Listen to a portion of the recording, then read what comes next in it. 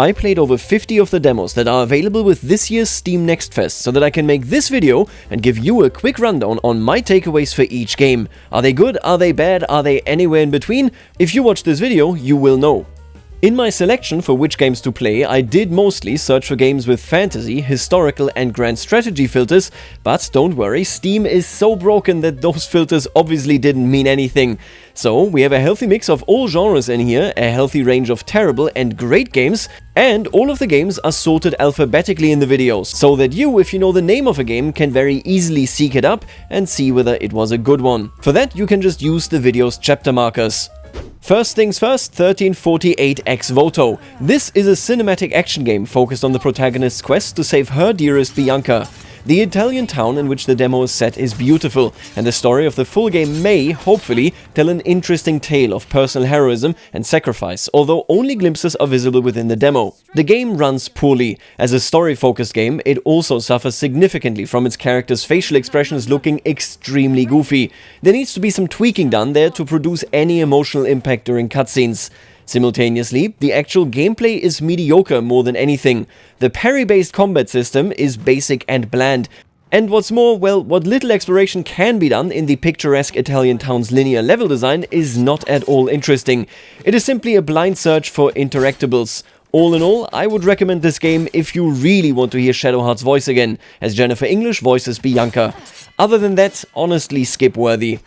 Acceptable Losses is a resource management game in which you play the commander of a military unit during World War I. You have to choose the tasks that you want your soldiers to do carefully and manage to strike a fine balance that neither loses too many men nor makes your superiors think you need to be substituted. While the graphics are basic and minimal, the interface manages to create an immersive atmosphere and the gameplay loop itself is fun. The game does struggle, however, to provide distinct phases, arising and lasting challenges, or really any form of narrative. Similar games like Through the Darkest of Time divide their playtime into distinct periods, changing up the stakes and what can be accomplished within. While this way, Acceptable Losses represents the drudgery of World War I quite well, it doesn't make for exciting gameplay. Ardenfall is an open-world roleplay game in the style of Bethesda games. Stranded on a cursed island, you make your way through a cave to a small village of Bisawa, only to find your way blocked by a gigantic sea creature. Combat, movement and looting are all fun, and even the design of dungeons is innovative and pretty impressive, especially for an indie game. The stealth and thieving systems are also quite good. Mechanically, this game nails what it set out to do. Many different ways of fighting your enemies are available to you, allowing for varied gameplay even just in this tiny demo. So this does make this demo already an absolute must-play if you enjoy Bethesda-style RPGs. But you should make sure to also know that, despite the fantasy theme, much of the game feels a lot more like Fallout than Morrowind. The dialogue system pretty strictly follows the Fallout design, including your traits having a heavy influence on what you can say and achieve. For example, within 5 seconds you can strip a guy naked if you have the right trait. Quests are also a lot more multi-ended than it has ever been the case in Morrowind or really anywhere in the Elder Scrolls series. This is fantastic news if you like Fallout's dialogue system and quest system more, but it means that quests can feel more freestyle and like just winging it, rather than Morrowind's highly curated quest design. Still, the game world is interesting, and while I do wish a shader or two more had been applied to give the world more character while looking at it, you can explore it to your heart's content and always find something. So yeah, if you miss classic open-world RPGs or want to see whether the genre is for you and you want to check out a new modern game, this is a game that you definitely need to play. Atre Dominance Wars is a fantasy strategy game in which you gather your armies to escape world-ending doom while trying to ascend to godhood. You face different factions, recruit new units, explore different biomes, and fight in turn-based battles against your enemies. The game's overworld is beautiful. The art brings across the magical nature of the world very well. Moving on the overworld map happens in real time. But honestly, it doesn't really add anything compared to similar games like Heroes of Might and Magic and Songs of Conquest, although this might be different in multiplayer, which I didn't play. The combat system itself is straightforward, but the way it actually plays out can be confusing as the game just churns through turns of various units without much visual feedback. With many good recent games in this genre, this is a competent game that is missing a certain je ne sais quoi for me. Battleplan is next on the list, and this game really deserves your attention. Where other wargames are almost exclusively turn-based, or deal with the intricate minutiae of moving individual tanks and such, Battleplan puts you in the role of planning the bigger picture of the Allied invasion of Normandy in 1944. The game simply asks you to draw plans like defense positions, advances, breakthrough attacks, and then watch as your army attempts to act out your plan. If you planned badly and misjudged the enemy, your army will falter and take heavy losses. If you planned well, you end up with a very strong position for the next day to enact the next phase of your master plan. This game feels nice. It includes a lot of historical imagery, contextualizing your advances with what happened in real life, and it can easily be played regardless of how deep you are committed to wargames. The ceiling, however, is pretty high, and you can customize even your order of battle. If you have any interest in strategy games whatsoever, this demo is a must-play, especially because it brings some new fresh air into the wargame strategy genre. Moving on, Belle Citique is a cozy city builder that lets you build small picturesque towns with very little in the way of challenge. The game is competent and comes with many customization options and a flexible grid on which the player can build to their heart's content. The game sticks to the philosophy of unlocking new parts by building and combining old parts, and invites experimentation. I wouldn't put this into the same place as games that pioneered the genre, like Townscaper and Tinyglade. Those still are very much in a league of their own, but if you are itching for a new game to relax with, this one isn't going to be a bad experience. Now here we have one called Bloodletter. This is a medieval-themed deck builder in which you carefully try to keep villagers alive for long enough to destroy evil entities that are feasting on them. The game is breathtakingly beautiful and immersive, its art not missing a single beat throughout. The deck building mechanics are smart and honestly clean, making it very easy to understand the resources that you have at your disposal, and which risks are worth taking. As you can upgrade your cards between rounds of play, receive other bonuses, and discard cards if you are friendly with the right villagers, you can customize your deck quite significantly to suit your specific playstyle. If you enjoy deck builders in any way whatsoever, then you must play this game, because you will enjoy your time with it and should definitely check it out. Brighter Days is a Souls-like game set in a fantasy world with sci-fi elements like lightsabers. I experienced a set of bugs while playing the game, and while the combat system is competent, it doesn't really bring anything new to the table in the genre. The art direction and interface are bland. It might be the style of the game, but ultimately doesn't exactly pull me in. The story also isn't particularly interesting and matches most of the stories that you will find in Souls-likes. The game feels more like a fundamental proof of concept slice than a demo for a full game. I wouldn't recommend it. City States Medieval is a game that includes real-time strategy battles and combines it with a proper grand strategy map. On this overworld you move your units and then you use them. You manage your cities, build armies, lead them to the enemy, and then fight the battles with classic RTS-style unit and economy management. The game does look washed out. Green, brown, and grey constantly dominate your screen under a weird kind of blurring filter. It also has an incredibly messy UI. While the game is largely competent and bug-free, it is janky and sluggish, the promising element of a real-time battle mostly falling flat. The developers behind this game have made similar games for many years now, and this game is very similar to all other games in the Kingdom Wars series, so if you've played any of those, then you also can skip this one. Maybe they will eventually overhaul the outdated and poorly executed elements, but right now, this demo and this game is more of the same compared to its predecessors. If you already like those, you will like this one. If you didn't, well then, don't bother. College Basketball Manager is a basketball management simulation largely focused on the minute details of managing players, tactics, and practice schedules. The game is competent in most of what it does, except in the most important aspect, which is the feedback given to the player during matches. Where other games have proper positioning of players and how exactly a play plays out on this big field, nothing really happens here. You just look at the numbers and maybe move a slider. The game, all in all, is a neat project, in particular because this appears to be a solo developer, but it also doesn't feature the depth that fans of the genre crave, so more likely than not this is a skip for you unless you really want this genre. And yet again, to something completely different, Commie Block is a supply chain management game in which the player needs to meet quota goals for certain resources. The game's presentation is bland, and frankly the gameplay loop is very two-dimensional. Most of the in-between steps, the systems, the challenges and features that makes this genre into what it is, being absent. You can meet the quota challenges, but there really isn't much more than just building exactly what they need and assigning your workers to it. You aren't really missing out by not checking out this game at all. And now back into the worlds of sport. COPA City is a football management game in which you are in charge of preparing the city and stadium for upcoming football matches. You manage how fans get to the stadium, what fan zones exist, ticket pricing, and what food you serve in the stadium. The game has a nice presentation and good UI, featuring not just the stadium but also a city. However, it struggles to offer interesting levels of depth, as most challenges amount to puzzling out the perfect arrangement of items and locations within a zone in a way that fulfills fan needs while staying under budget. If the game focused more on actual management of everything that goes into match day, for example something like hooligans and ultras and how we keep the city safe, what it costs and so on and so forth, it would be a more interesting experience and lean much more heavily into a proper management system rather than a puzzle system. Still, if you are a football fan, checking the game out isn't a waste of your time necessarily. You might just enjoy it. So, if you like the genre and if you like the sport, maybe give it a chance if you got the time. And now we dive headfirst into wargaming. Crimson Banner War of Liberation is a turn-based wargame in which you command the People's Liberation Army during the Chinese Civil War following the end of World War II. The game features a few translation bugs and has lackluster AI art depicting various non-existent guns, but generally is competent in its design, as it takes heavy inspiration from Unity of Command, an established wargame. It generally delivers a good tactical experience. Missions are objective-based and offer replayability by retrying sub-objectives that you missed earlier. The game is, as declared on the Steam page itself, a political statement as well, and with that heavily leans into a pro-PLA identity.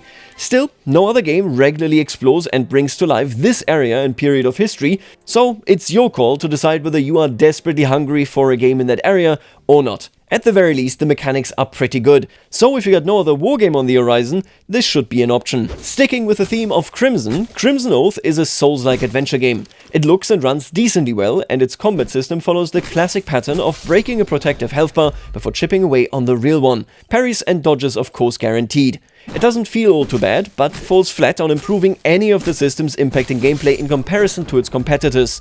The game is a bit of an oddity though, as its gameplay systems are generally polished, and the level of environments are a bit more imaginative than other games emulating the Souls series. But the translation and voiceover is so terrible that the story feels like an abandoned foster child, which normally isn't the role it plays in these type of games. If you are in the mood to fight seemingly random enemy types with an okay reflex-based combat system, then this one will work for you. But there isn't much more here that could get a Souls fan excited for this game. And onto a couple of guard games. Cults of the Endtimes is a guard game in which you want to conquer a dying world and defeat rival guardlings. Right, I don't really know what's going on in it. You can combine ideas and then make them bigger. Honestly, I don't know what I did, but I think I invented self-immolation and then won the game by repeatedly pressing the button that triggers a strong invasion into enemy territory. Well, I don't know. The game explains very little about its systems, has a bland UI, but the genome-like combination of ideas into tenets is an innovative addition to the 4X genre, if correctly explored. Should you play it right now though? Probably not. Right adjacent to this we have Demiurgos. This is a strategy guard game as well, but here you focus on gaining followers, creating priests, missionaries and warriors, and conquering the entire world against rival guards. You can show yourself either as a benevolent or evil guard, and influence the alignment of yourself and your followers directly based on your actions. The game's art direction is decent, but much of its features are unexplained and have to be figured out by the player tediously in play. The guard powers feature a wide range of options, and there is genuinely something in this game that works, as zapping disbelievers is quite fun. But the game stretches itself thin, turning long periods of itself into just fast forwarding and waiting. Still, the game has more going for itself than other guard games, and if you have the patience to figure out what is even going on, I can tell you that this can make for an interesting experience. Especially considering how thin this genre is in general, this game might be worth checking out if you are a big fan of the genre. Now next up we have an incredible game. It is called Demon Stick, and this is a game about you being a demon trapped in a stick, much as the name implies. You need to make your way to the top of hell to escape. It's a good meme, it's funny, it doesn't do anything new in the genre, but it also doesn't do anything wrong. If you like these rage quit inducing climbing games, then this one is for you. That's really all there is to it. Sticking with the theme of gods, even though you aren't one in this one, Doctrine Cult is a game about creating a religion and leading it to world domination. The gameplay is primarily event and decision based, with you seeking out new events on the globe when you click them. The UI and art of the game are bad, and honestly I've received repeat events in my short time with the demo and there really isn't much else to the game. The game doesn't really do anything that makes it worth your time. I'll call this a flat skip. Now next up, we have a bit of a palate cleanser, because this one I can recommend and do recommend for literally everyone, not just if you like a genre. Esoteric Ebb is a disco-like roleplay game set in a Dungeons & Dragons world, even utilizing some D&D systems. It puts you in the role of a cleric, no, the cleric, tasked with investigating a tea house explosion during the very first election in this fantasy city. Tensions run high. You have several voices in your head because you're kind of crazy and can commit fully to who you want your character to be. The game features many D&D elements, like death saving throws when eating too many rotten apples, D20s and prepared spell slots, but it does so in a way that requires absolutely no knowledge of D&D itself. In a rare first, this game uses D&D concepts without also importing what can make them annoying. The dialogue is refreshing and fun, and after playing 1 hour of it, I immediately knew that I wanted to solve that case and explore more of the world building. The game is whimsical, doesn't take itself too seriously, while also making it clear that there is a real thought-out world going on outside of your character's rather dull head. Well, the dull head in my case anyway. Out of all the games that I tested during the Steam Next Fest, this is the one that had me say I will be buying it 100%. So yeah, I recommend it. Go solve the case. Be a little bit stupid. And with a total jump from this, we are jumping straight into Guardians of the Wild Sky. This is a classic open-world survival game, with a heavy focus on gathering creatures by capturing them like Pokemon, and building your base up to sustain an airship. This co-op game has a good-looking world and checks all the boxes for the genre.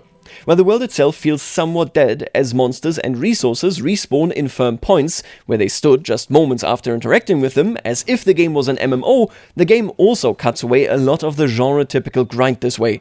The world is colorful and interesting. Despite the early pre-alpha state of the game, it's fair to say that there is some fun to be had in the 8-hour co-op adventure that the demo offers. If you're a fan of the genre and want something that follows the general wisdoms, but is Pokemon and airships, make sure to check out this game. And then, well, we have Ivilyn Kingdoms. It looks interesting. I really like the screenshots that they have on their page, but it never launched into anything than just a grey screen for me.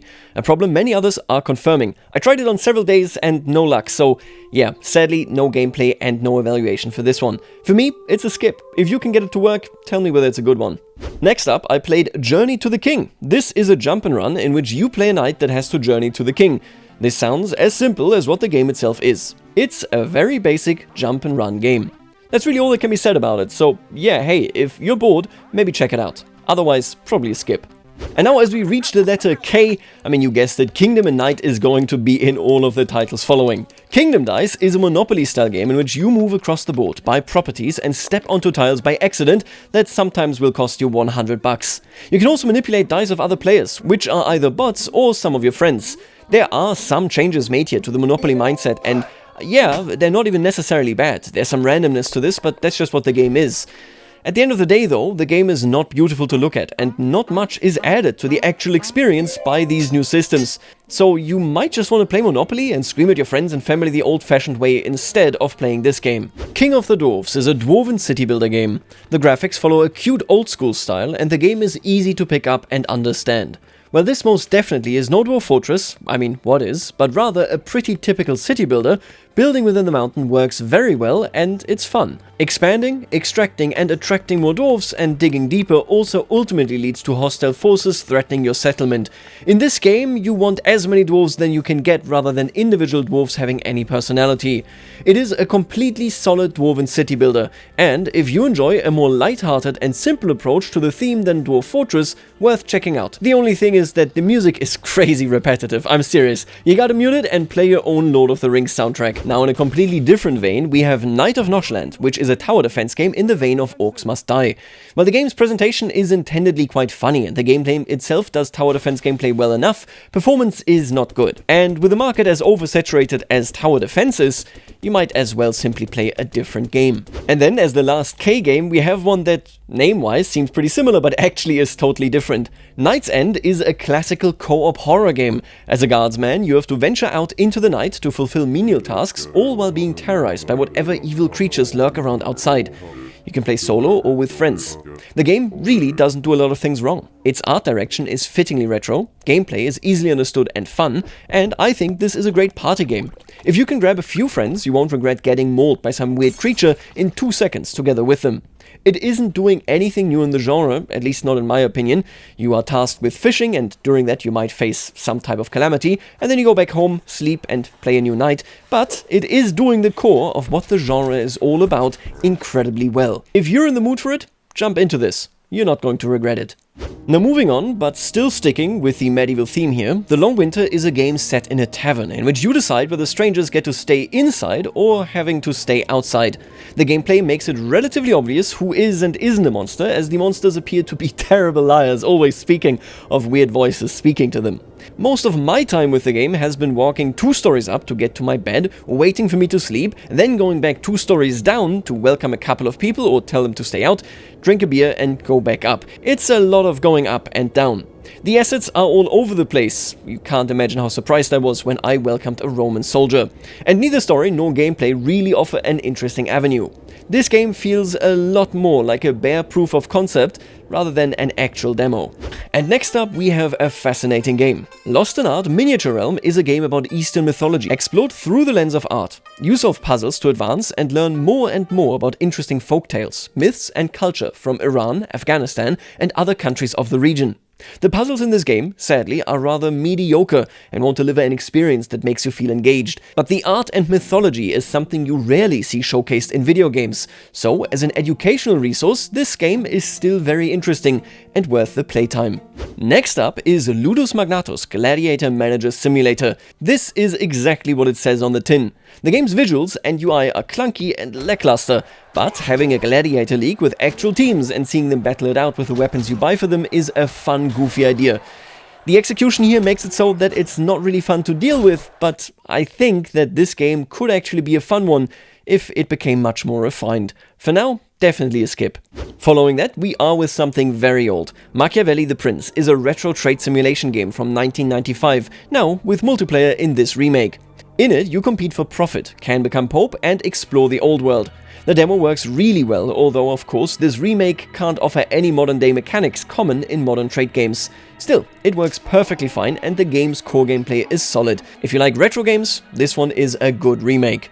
Onto a completely different genre, we have Martyr. Martyr is a classic ARPG, along the lines of Path of Exile and Diablo. The game has its own style and a decent UI, but its pitfalls arrive with the actual gameplay. Everything feels very slow and clunky, its combat systems much less tight than what players of the genre are used to. In short, playing it just isn't fun, even if the presentation largely sticks the landing. If this game is more refined, I think it can be something quite fun, but right now, it's a skip. And then there is Medieval Frontiers. This is an open-world survival crafting game. You craft with Dead by Daylight style quick-time events in a game that features brick-by-brick building and heavily emphasizes the survival aspect as it tracks overheating, your tools are destroyed very quickly and your food meter constantly goes down. In a very crowded genre, the open-world survival crafting genre, this game is as generic can be. It strongly emphasizes chores and offers little beyond that, the world not having much interesting to see when exploring.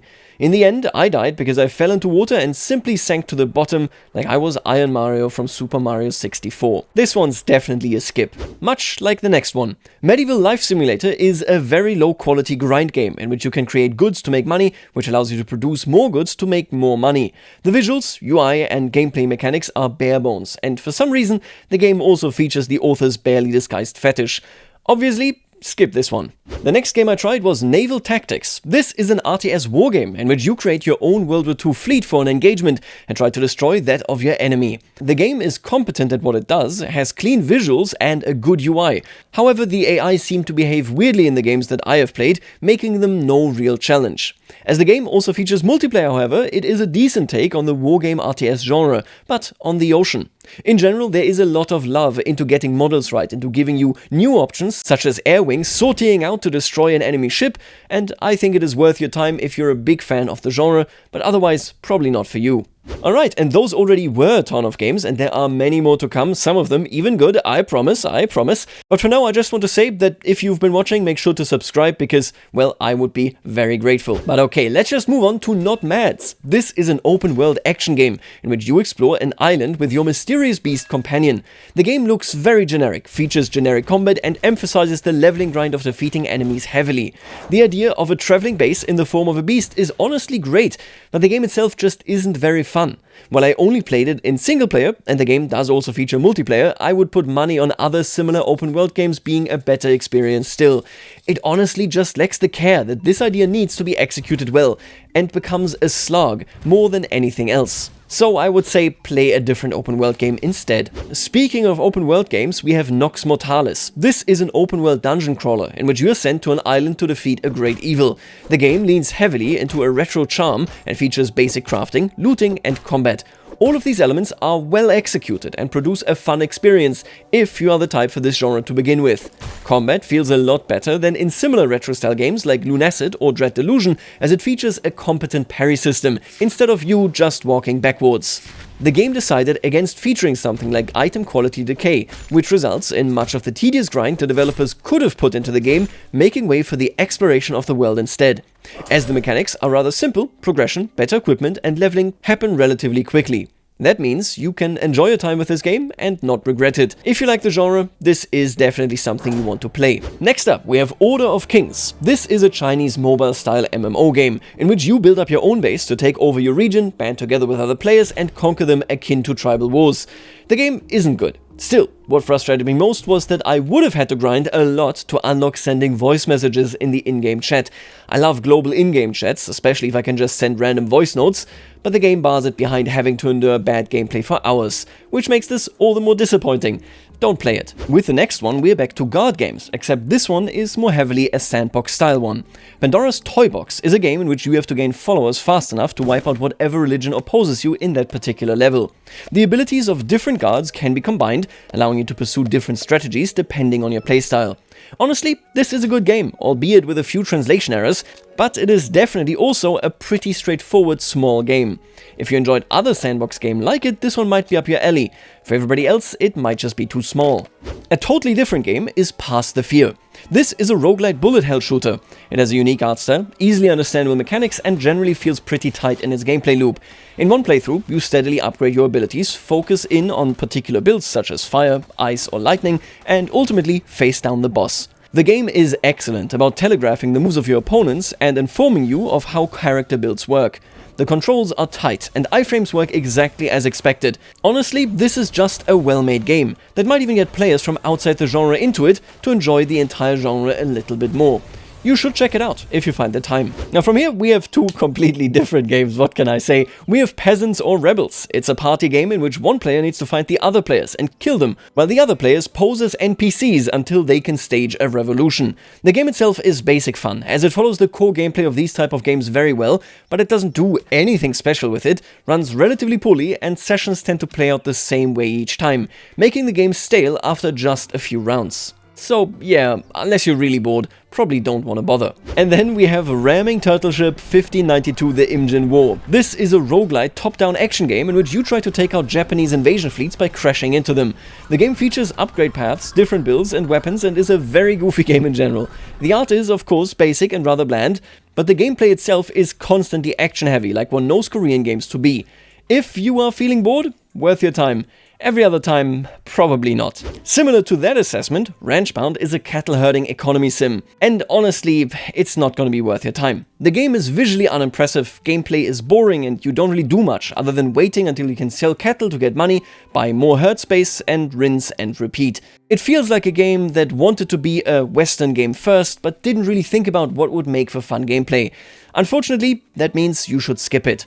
Now in contrast to that, a game that I don't think you should skip is Red Tears Angola. This is an open-world FPS game in which you play an agent between front lines. Your goal is to take out an important enemy commander by gathering intel through raiding enemy trenches and stealth exploring the zone you find yourself in. While the game at times looks quite goofy, the core gameplay loop here is actually solid and fun. I personally will keep an eye on this game entirely because the Angolan Civil War is not often featured in games, and the developer has made a very similar game but in Roblox in the past. While it's weird to cite Roblox here, developers that stick with one gameplay concept, stealth FPS in this case, tend to make better games the more they iterate as they start to understand what makes a game fun. This game, as simple as it is in many ways, is a great example of that and good fun. The stealth system is nice, it is very easy to identify your goals, shooting feels good as well, and even if you get defeated, you actually are just taken prisoner and can still make it out. This is definitely a game and a developer worth checking out. It's light, it's fun, keep it going. And keeping it going also matters in Ritter Rotwein, a physics-based adventure and combat game. I gotta say, this game impressed and surprised me a lot. Not only is the art style fantastic, but you also have a very solid physics-based movement system. It seems really weird at first and almost as if it is uncontrollable, but very quickly can become a weapon in the right player's hands. You start in a tavern and from there try to succeed in levels to gain fame. In the demo you have a mostly acrobatics-oriented forest level and a combat-focused castle level. I have literally beaten neither, but I absolutely loved them, and between games actually went back to this one and just kept trying it. I think this game takes some getting used to, as the weird control scheme may frustrate new players, but it is so obviously an absolute gem. As you navigate your wonky character to victory, you will notice that the AI is just as wonky as you are, if not more. If you want to play an extremely fun medieval-themed game, then this is the one you want to dive into headfirst. It's just good old fun. And next, from the makers of Inculinati, we have Scriptorium, Master of Manuscripts. This is a casual illustration game in which you decorate pages to your heart's content and features impressive visual charm. With the developer's previous game, impressed with its mechanics as well as its presentation, however, Scriptorium relies much more heavily on the latter. Artistically inclined players, and personally I think especially children, should have a fantastic time with the game, letting their artistic sense roam entirely freely. Still, despite the quality in the game that is doubtlessly there, to have fun, I think you really have to like the casual illustration gameplay. So your mileage may vary. Now, something where my mileage varied is Silent Edge. This is a samurai top-down combat game in a retro style. The visual and audio presentation is actually really good, and the combat system in which the player switches stances to tackle different threats, while old school, appears promising as well. Sadly, my camera unchangeably glitched out at the first boss fight. Similar to Ivilyn Kingdoms, I can't say much more about the game than that. Maybe it's good, maybe it's bad, let me know if it works for you. Then we have Slash Out. This is a rhythm style game in which you first must parry your opponent's attacks perfectly with your left stick, and then answer with attacks with your right stick. The game has a unique artistic identity, and the gameplay loop isn't bad. However, the story is bland and the fights are too long. While the individual moves to defend and attack, their combinations and the different enemies are interesting, it can very quickly become a slog, just sitting there as you have to destroy 3 enemy health bars to advance to a next enemy and actually encounter a new pattern. It might be worth checking out, but the game should make fights shorter and feature more enemies instead, as the gameplay principle is sound, but the game itself is slow. So, if you are really in love with the genre and you don't know any other games you want to play, maybe check this one out. Next up, we have Spacecraft. This is a resource-gathering open-world game. You are given your own ship by a company you are deeply indebted to and are permitted to venture out there and try to earn enough money to repay your debt. Classic scenario. The visuals, the spacecraft editor, and even the UI are all quite nice and cozy. But, sadly, the gameplay routine is utterly dull. You are forced to watch elements being crafted, forced to hold down a button to scan and then gather resources, all while your cool spaceship hovers in front of the materials, doing absolutely nothing. Once more, as so often with these resource-gathering open-world games, this game has a nice functioning core, but prioritizes the bore that are chores as its primary gameplay vector. As a result, this demo can safely be skipped. Similarly, we have Stellar Industrialist. This is a very basic economy sim game. In this game, you want to make money by scavenging battlefields with a minigame and use the resources you gain to build ships which you then sell to the 2 warring factions, hopefully making a profit. The minigame is sadly dreadful, but makes up most of the game. It's not fun. I can't recommend this one. Now, sadly again, similarly, we have Stoneguard. This is a slightly different take on open-world survival games, as it also features an enemy alien swarm assaulting a settlement every night, which means you have a wave to look forward to. The game suffers from performance issues, and that its core gameplay systems heavily emphasize the genre's chore-based gameplay. Combat is also extremely basic, despite the cool idea of severing limbs. All in all, this game is just a massive chore. It's not really fun. You should skip it. Now, a game that you should give a shot, regardless of genre, is Tabletop Tavern. This is a roguelite real-time battle game. You build an army, buy packs to improve it, and level your units by combining them. When you encounter an enemy, you use your units to crush them as you would in any other real-time strategy battle game, right there on the battlefield. The game is fun and has potential. However, the center of the gameplay, the battles, is unfortunately the weakest link. There is little in terms of feedback for the player as units fight.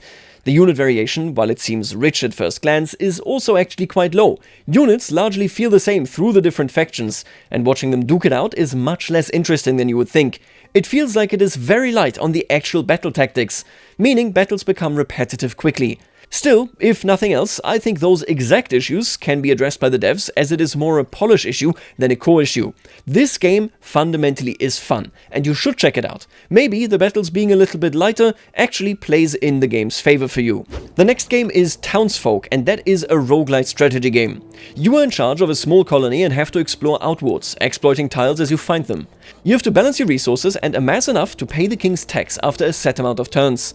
The game's primary challenge lies in ensuring that you select the right tile upgrades when you need them. Sometimes exploring a new tile will unlock a small event, allowing you to trade one resource for another as well, but by and large this game is all about what building goes onto which tile. As it is, I feel that this is a well done, small game for fans of the genre. If you like these sort of puzzles, then yeah, you can't go wrong with this one. Now next up is Trade Empire. This is an economy simulator in which you plan and execute trade routes, much like in all games of the genre. For this one in particular, it must be said that the art and the map are lackluster.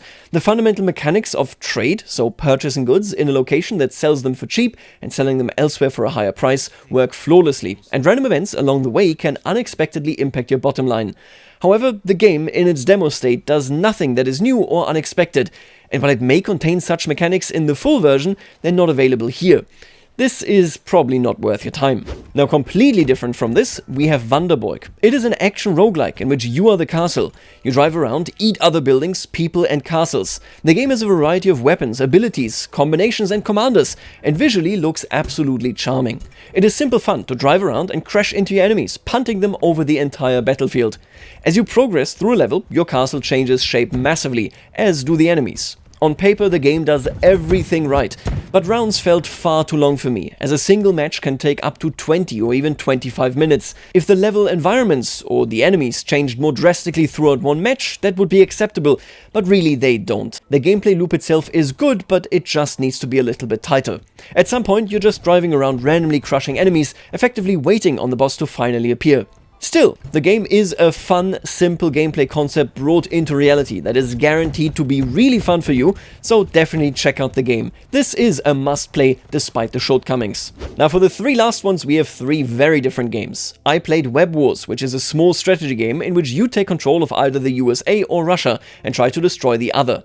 You primarily wait for your GDP to amass assets, which you can then spend in a variety of ways, either improving your own country or ruining the enemy country.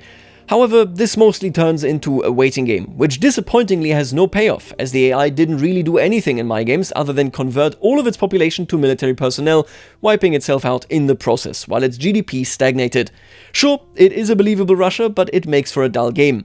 This game needs a lot more work before it can be recommended at all. Following that, we have Wild West Pioneers. This is a city builder game that wants you to not only construct your primary town, but also explore the world map to create various other outposts from which you can extract resources. If we put the absolutely grating AI voiceovers the game bombards you with, as it does a lot of talking for a city builder aside, the game has some solid fundamentals. You connect parts of your town with warehouses and start building up supply chains that can feed and entertain your population. Your scouts, in the meantime, explore the wilderness, find special locations, and let you resolve whatever was going on with them. This game frankly isn't terrible as a city builder with exploration. However, a primary issue is that none of this feels particularly Wild Western-ish. You don't really end up with western towns, a strip and such, or feel like you're building one. What could be a decent Wild West city builder is instead annoying, due to the terrible AI voices and mechanics that are generic as generic can be. It's a bit disappointing, because I really actually would have liked this concept for a Wild West town. But sadly, as it is a skip. As we're now reaching the last one, I can tell you that luckily this one isn't a skip for anybody, even if you don't really care for the genre. We have Windrose. This is yet another open-world co-op survival game, and how happy I am to have this game on this list. While it might look a bit generic, this is the co-op survival game on this list that intuitively understood what the exact fun parts of these games are. The grinding does exist, sure, but it is generally kept to a minimum and wrapped up in more than just staring at the same resource node and hammering away. Within 30 minutes, you receive your first ship, and from there, the world's your oyster. You can build your own base, recruit NPCs, play with your friends, acquire bigger ships, fight zombies and other creatures, and surely find overworld bosses as well. This game feels good. It progresses quickly, and it has plenty of engaging gameplay, including gunplay, and even a good UI. This demo is definitely worth your time. Frankly, even if you don't have any friends lying around. I think it's just a nice open world game. So, as you can see, I played virtually all of the strategy, history, dark fantasy games that were out there and many others as well, because Steam's filters were clearly not working, and that was my Steam Next Fest. I hope that it helped you learn about which games you might enjoy, hear about games that were kind of funky and whimsy, and let me know in the comments whether you thought a game I liked was bad or a game I disliked was actually good. But for now, I am one proper Barbarian, and I will see you later, Alligator.